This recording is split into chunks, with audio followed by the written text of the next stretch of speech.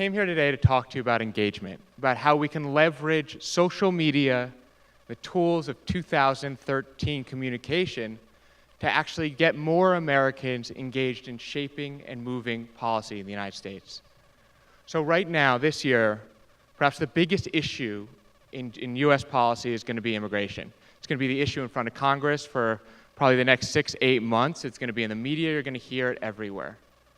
And typically when you think about how things move in DC, they're inside DC players. People have lobbyists, and it's something that most of the country feels disengaged from.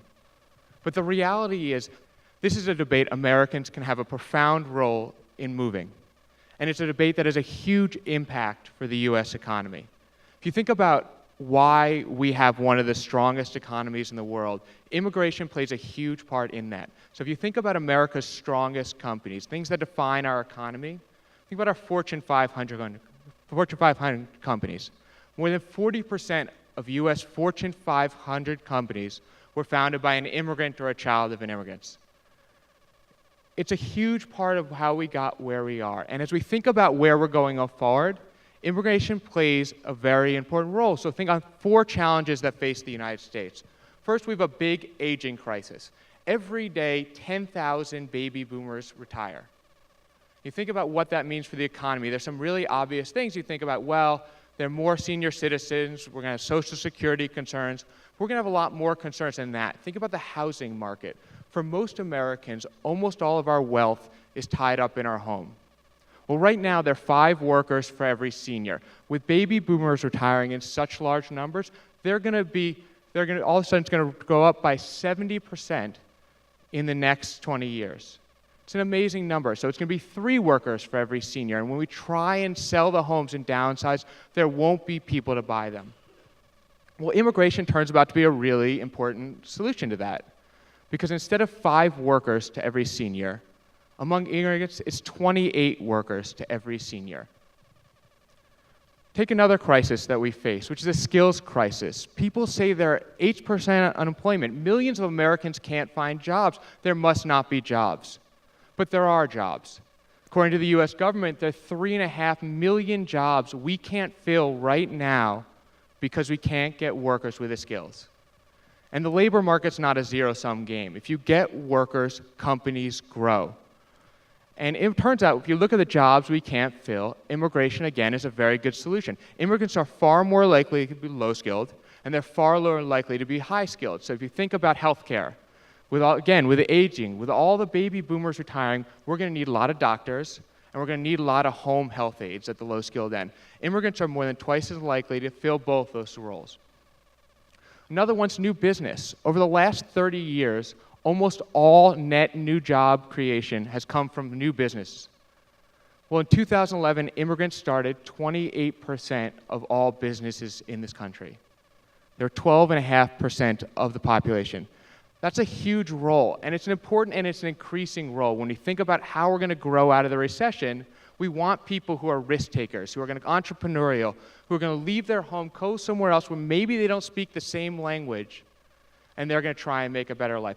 This is something that's very beneficial for our economy. And the last one's innovation. The great companies of 100 years ago were about access to resources. It was U.S. Steel. It was companies that could get places, get resources. Well, tomorrow's great companies are about innovation. It's about talent. It's about how you get people who are going to invent the next product, the next Google, the next eBay, the next Intel, the next Qualcomm. Well, if you look at the people who are doing the innovation, doing the inventing coming out of the U.S. universities, they're disproportionately foreign-born. Half of the PhD students in science, technology, engineering, math are foreign-born. And if you look at the research in 2011, more than 3 out of every 4 patents that came from the top 10 U.S. universities had an immigrant inventor. For all these reasons, we need to think about immigration as a driver of our economy. Which brings us to the situation we're in, which is that we have an immigration system that hasn't been fundamentally changed in 48 years. And in those 48 years, we've gone from black and white TVs to a completely mobile environment. We need a system that responds to that understands that in a global market, you have to have a modern immigration system. You have to have a system where if someone wants to come here and start a company and hire American workers, there's a visa for that person. Because right now there's not. And other countries get that, and they're changing their laws to recruit those people away. Canada just put in a system to recruit startups there. So if you have venture capital or angel funding, you can go to Canada and get a visa. In Chile, they'll give you $40,000 to start your company. In Singapore, they'll pay for some of the salaries of your workers. In the UK, in the Australia, the same thing. They are putting out visas to take entrepreneurs. We're not. And it's true all over the economy. We need more low-skilled workers in many industries. We need more high-skilled innovators. And so we need to reform the broken immigration system. And everyone gets that. Everyone in America, if you look at the media, you listen to Republicans, you listen to Democrats, people get the system's broken, but we haven't fixed it. And now we're in a moment. The 2012 election threw this moment into the forefront. Immigration is going to be the issue in Congress. And the question is, do we walk away with nothing again, or do we pass a bill? And so that's what I want to talk to you about briefly, about how you can get involved. Because there are many ways to get involved. You can write an op-ed, you can call your congressman, you can lobby, you can speak out. But now there's a way you can get involved right now from your mobile device sitting right here in the audience or from your computer watching this live, which is at marchforinnovation.com. March for Innovation is going to be the largest ever virtual march on DC, where we're going to use all the tools of social media to galvanize Americans all around the country to call on Congress to shape and pass a comprehensive immigration bill that promotes innovation, that promotes entrepreneurship. So starting about a week ago and running until we run this first march, you can go to marchforinnovation.com and you can sign up to help lead this. You can be part of our army of supporters, calling on others to get out, speak out, and call attention to something that is fundamentally important for our economy. March for Innovation isn't going to be the only thing that moves the immigration debate. There are a lot of people doing very important work, and we are better organized and we're in a better situation than ever before. So I'm a big optimist. But we need every tool in the arsenal. We need people to care. We need people to get engaged.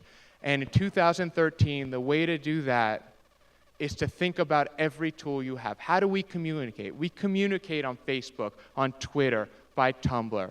And so that's how we're going to communicate with Congress. We are going to get hundreds of thousands of people to go to marchforinnovation.com. We're going to use tools like Thunderclap, which let you queue up your call to support today and that we can unleash it on the day of the march. So I encourage you all to take part. Help lead. Tell your friends. Go to marchforinnovation.com. Sign up. Be a part. Try and make some change. So thank you all very much.